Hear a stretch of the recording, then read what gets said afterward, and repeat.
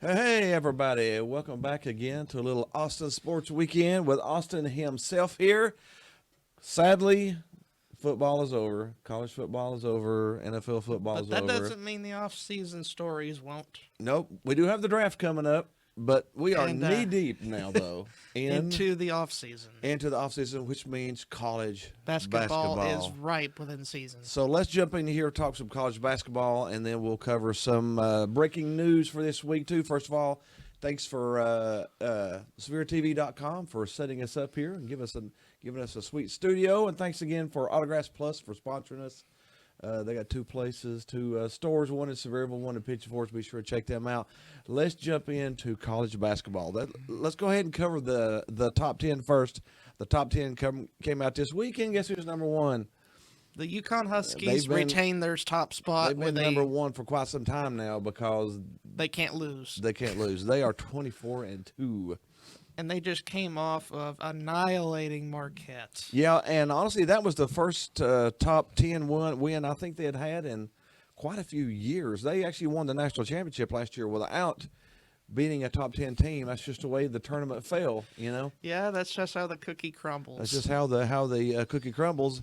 And then Houston. Houston a comes very in. common team in recent years. Kelvin Sampson, their head coach, has built a great culture in Houston That's for the been- Cougars. That's what's been really good for UConn and Houston is they're not superstar teams, and the players It's just a collection of very solid players that and fill their roles. Houston lost what? How many players? Three of their starters. They got a transfer from Baylor, L.J. Cryer, who's produced a lot for them. Yeah, But that's the main addition they had. Outside of that, it was just basically freshman players. that's it. Purdue drops down to number 3.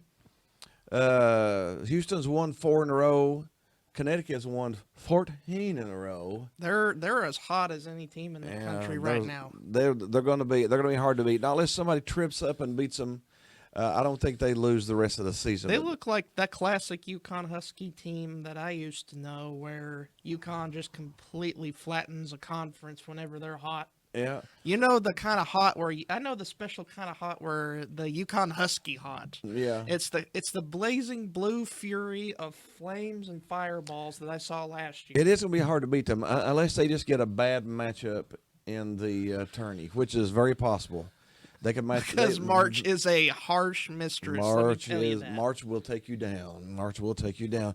Purdue, like we said, dropped down to number 3. They lost their first one in quite some time, but we'll cover those here in just a minute. Arizona Maintaining their jumps perch up. Yeah, into well, number 4. that's right. Yeah, they were number 4 last week. They remain number 4. They're on a 6-game winning streak, albeit the Pac-12 is not as strong as it used to be. No, it's a little bit weaker this year, so we don't know The exactly Mountain West has more teams bidding for the tournament. than Arizona does. Yeah, than the Pac-12 does. Tennessee jumps up to number 5 after shellacking a couple teams this week. Albeit they weren't up to par with Tennessee's talent level. No, tell you that. no. But Tennessee didn't fall into any trap games, which was very easy to do in the SEC too, because At they've this got about point- 10 teams going into the tourney. Let's that Vanderbilt game, I felt bad because they got beat to a pulp in Knoxville. Let's cover the rest of the top 10 here. Iowa State lost one, dropped down to 6th. Marquette, like we mentioned, got hammered by UConn, dropped down to number 7. Duke's number 8. Kansas number 9 and North Carolina number 10. You got some blue blood presence right Yeah, there. Kansas is hanging around. They're 4-3 in their last 7, but they're still hanging in the top 10. They sort of worry me when they get onto the road lately. It's been hard for them to win on the road lately. The Big 12 is a strong conference, but I don't know. Kansas should have more than enough to be 4-3 in their last 7, I think. Yeah. We're talking about Bill Self here. UNC came off of a loss to hang in there at number 10. Now let's go ahead and talk about a few of the games. Tennessee did hammer Vandy. Bad. It On got Saturday. really bad at one point. It was 51-28 or something at halftime, or 23 or something. It was pretty I think bad. the people at the halftime show on the SEC on ESPN network Pretty much had mentions that Vandy didn't even show up to play. It was 51-20. Tennessee was up 31. That's what it was. I remember that was a 31. So yeah, Tennessee ended up winning by 25. So that was a pretty dominant win. And then we had some more top tens. Texas was at Houston. I thought that might have been a trap game for Houston too, but nope. Houston put the Longhorns in a bit of a bind. They hammered that one pretty good. Beat them by really 21. It was a beatdown. We've had plenty of those this week. Mm-hmm. Virginia Tech could have been a trap game at North Carolina. They beat them by 15, 96-81. We've had more scoring this year. Have you actually noticed?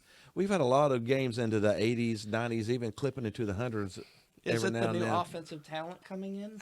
It must be either that or there's more of an offensive mind in it, because last year it seems like all the games were 59-53 at the end, and this year they're 89-83 at the end of them. So this just seems like there's a whole lot more scoring.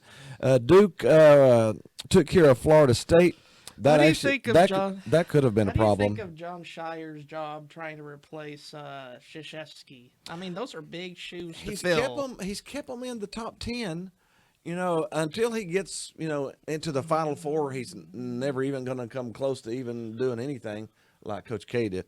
But he's kept them in the top 10. So, you can't really fuss about him too much there. Marquette, UConn, like we mentioned. That was a 81-53. How does that is the worst top 5 loss, playing another one in, I think, the history of the AP poll. Of the AP poll. Golly.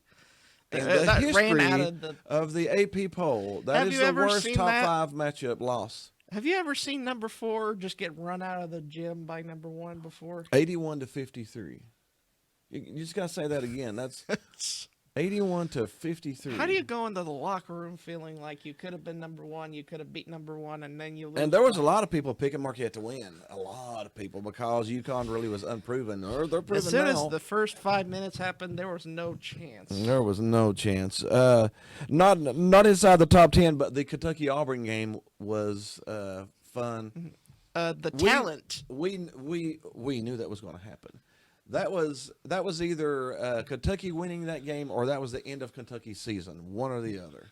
And the youngins over at Kentucky decided, you know what, we don't want our season to end. We got to play better. Yeah, if they would have lost at Auburn after losing 3 in a row at home, that would have spelled doom. Yeah, it would have been the end of it. Yeah, it would have been the end of it. Arizona State, Arizona State's not very good, and Arizona beat them by 45.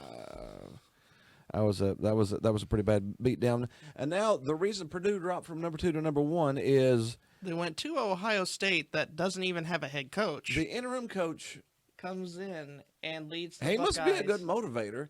Either that or those players were over that head coach, and when he left, it was like, I was thinking maybe that's the reason. Could have been, yeah. Plus, the interim coach might have got them pumped up a little bit, or maybe Purdue overlooked Ohio State, thinking, well, they've lost their head coach. Let's just go in there and put on our skates, and we'll just skate through this game. Every opponent you're in conference is there for a reason. Even Vanderbilt is there for a reason. You got to take them seriously. You don't want to go in there and beat them by 3. You want to beat them by 20. I think it might have been a combination of Ohio State being a little motivated and Purdue being a little undermotivated. Demotivation. Yeah, and Ohio State surprisingly beat them 73-69. Like I said, Iowa State and Houston. That was the huge matchup of Monday night. That was Monday night, and Houston. It was a tough game for them, but they won by 8. They had the 73-65. And then we got some games going on the rest of the week. Tennessee, number 5 Tennessee is taking on Missouri. Missouri is pretty bad. I think Vandy actually beat Missouri at one point, so that should be a pretty handy win there. UConn's taking on Creighton. UConn hasn't lost in about 7 weeks. This is the trap game for UConn. If there was a trap game for UConn, it's at Creighton. You're coming off of that. Marquette's probably going to beat UConn game, and you beat them by 30. This is the letdown game. There's a possibility. I mean, Creighton's not bad. Creighton's number 15 in the country. This is the letdown game.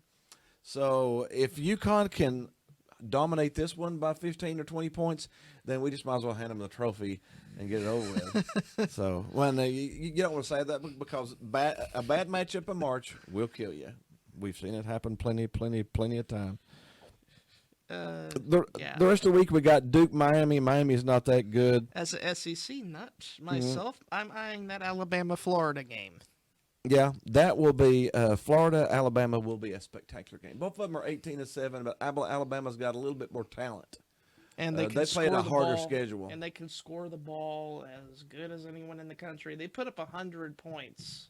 They might put up 100 on Florida, to be honest. Alabama at home's tough to beat. So they are tough to beat. So Florida just gets into the rankings at number 24, and Alabama might just kick them out. Might just kick them right back out again. It's just like football, huh? We got DePaul Marquette. Do you think there's an upset there?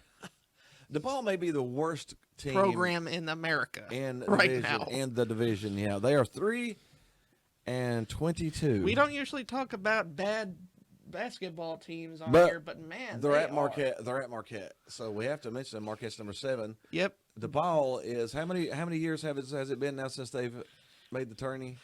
I'd hate to be the one who is the elementary school teacher here, but let's count. I don't know if we can count that high. 1, 2, 3, 4, 5, 6, 7, 8, 9, 10.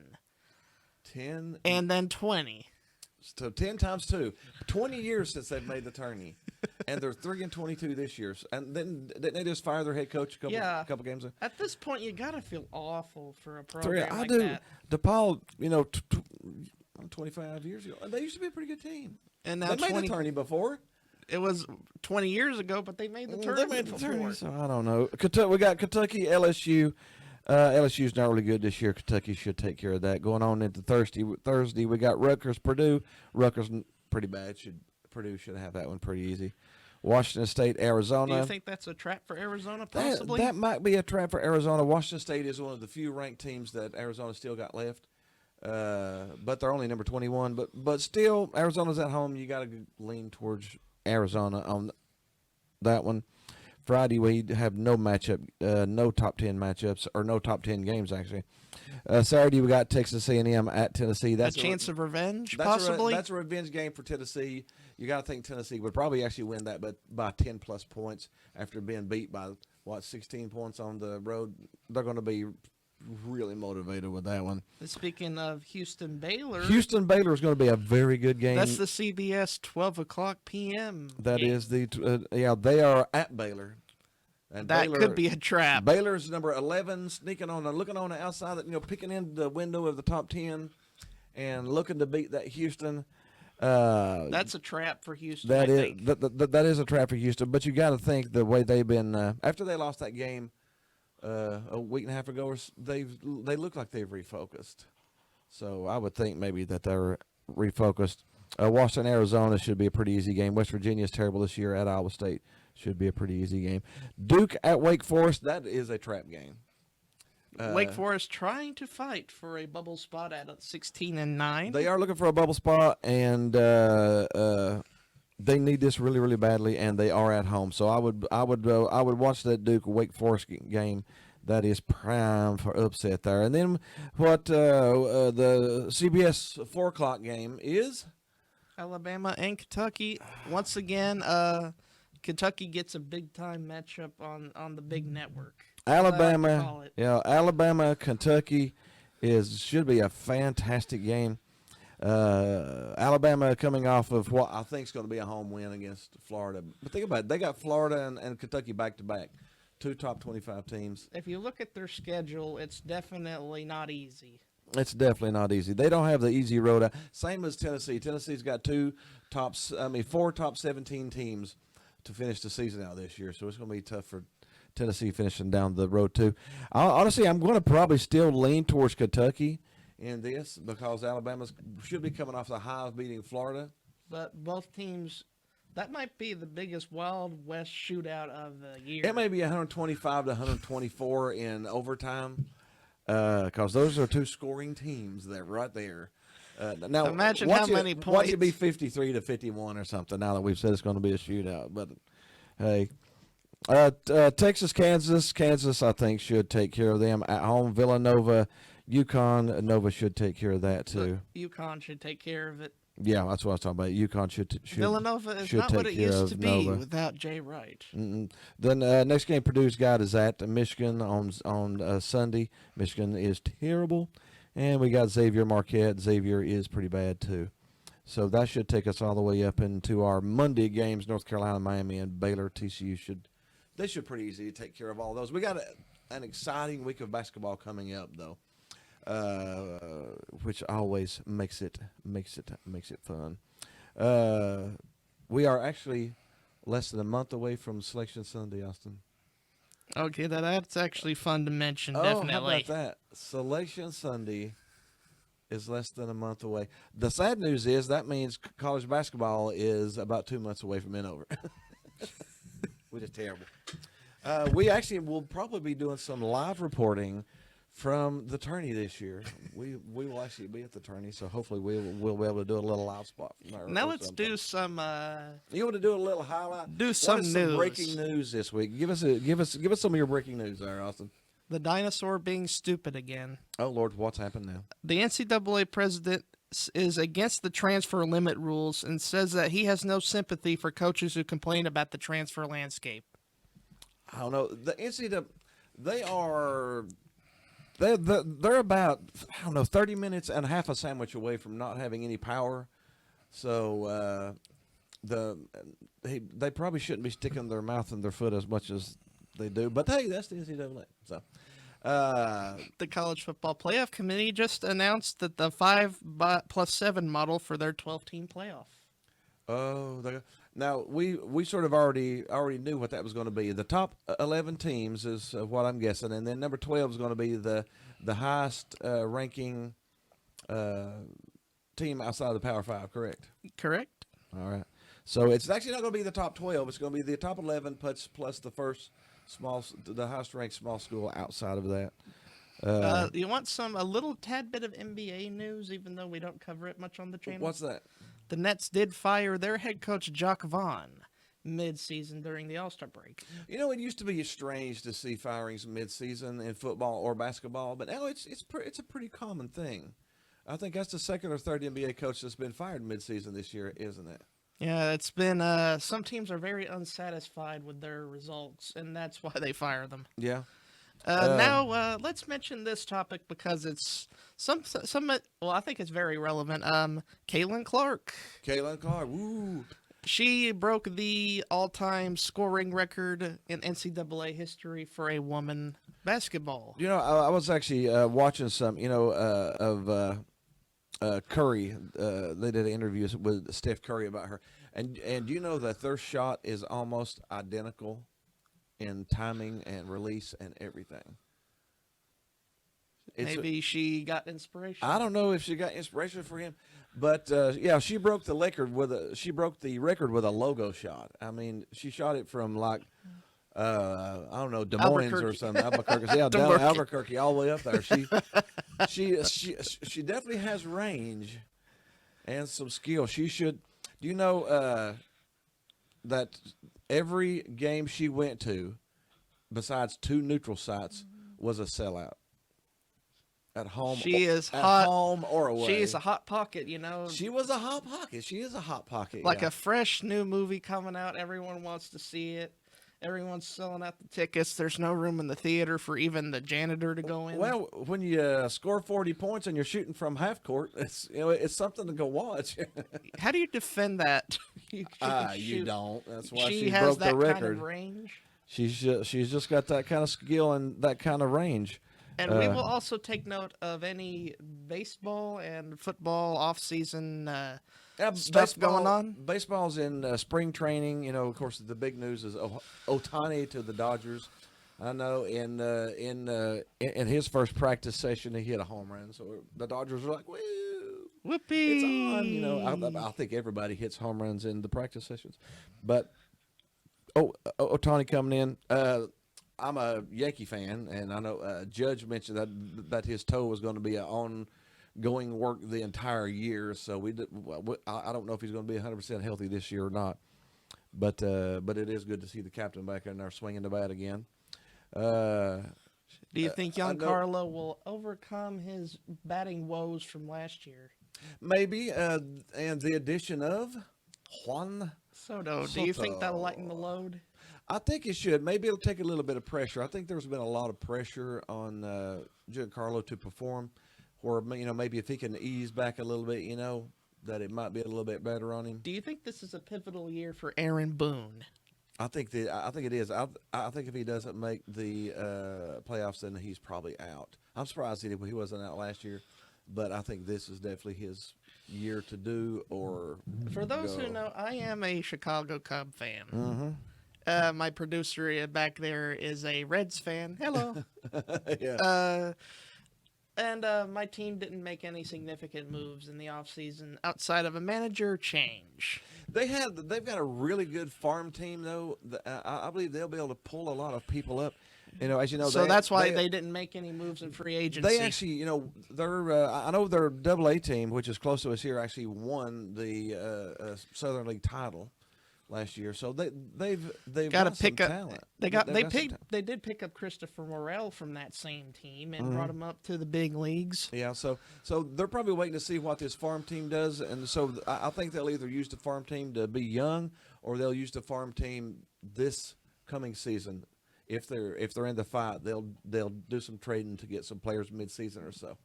So I think they're waiting to see sort of what happens, and they've got that strong farm team to pull from. Talk a little Tennessee football. Tennessee football lost a linebackers coach and a running back coach in the past 10 days, and now they've hired both of them back. They picked up. Actually, Alabama hired a linebackers coach last week, and then Tennessee stole him today. So out of two teams, That rivalry runs thick in blood, doesn't it? that really, I mean, think about that. The changing of the guard. A linebackers coach picked to coach for Tennessee over Alabama.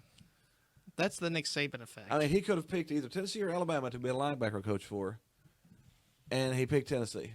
Now that is definitely something right Yeah. there. And they picked up Cincinnati's running back coach, which actually had them in a top 5 numbers for running backs last year. Had them Best of luck to top Jerry 5 in the Mack country. with the Jaguars, by the way. Yeah, it is a step up. We hope he goes to the Jaguars and is just fantastic. Our old linebacker coach went to Michigan, so he just transferred over. Michigan is going to be in a little bit of turmoil too since they lost their head coach, but they're a little stable because they. You get a kept grace period in-house. when you get a grace period when you win a national championship as a team. Yeah, you do. Yeah, you'll get 2 or 3 years of get it back together again, before somebody starts questioning too much. So yeah, I mean, anything else going on? Not much else for this week. I think that's about it. Every week is an exciting week, and we probably missed something. I'm sure we missed something somewhere. But we hope you had a little fun with us. If there's something you'd like to know about, let us know. Let us know what we need to talk about for you.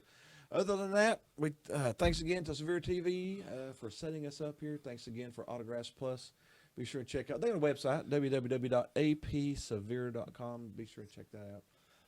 Until that, we'll see you again next week. See you next week.